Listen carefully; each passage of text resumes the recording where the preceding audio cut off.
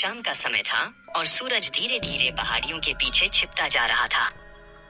राज और उसके दोस्त एक छोटे से गांव के पास एक जंगल में कैंपिंग करने के लिए पहुंचे थे। उन्होंने सोचा था कि यह उनके लिए एक रोमांचक अनुभव होगा।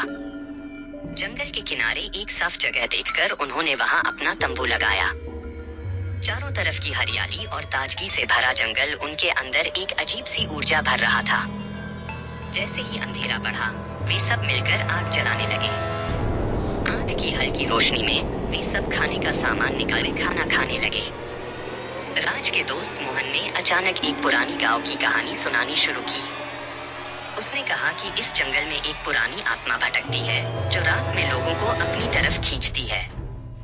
सबने हंसकर उसकी बातों को अनसुना कर दिया, लेकिन राज को ऐसा लगा जैसे कोई उसकी ओर देख रहा हो। उसने अपने आसपास देखा, पर कुछ नहीं दिखा। रात के बढ़ते समय के साथ सब थक कर सो गए। राज को अचानक नींद में कुछ खड़खड़ाने की आवाज सुनाई दी।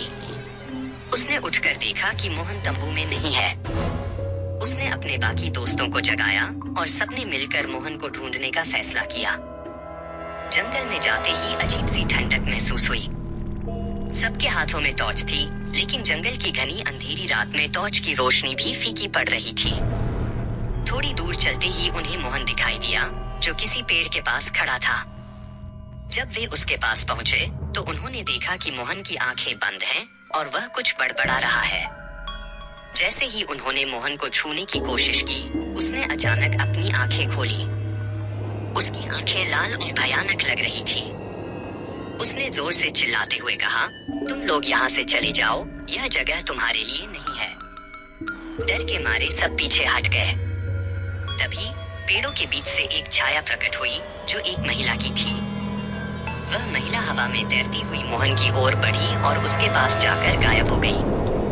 मोहन अचानक से बेहोश होकर गिर पड़ा।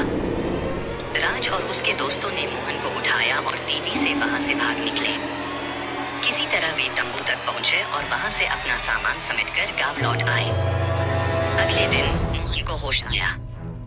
उसने बताया कि वह आत्मा उसे जंगल में ले जाना चाहती थी। सबने तय किया कि वे कभी भी उस जंगल में वापस नहीं जाएंगे। उस रात के बाद से वे सब उस डरावनी घटना को कभी नहीं भूल पाए।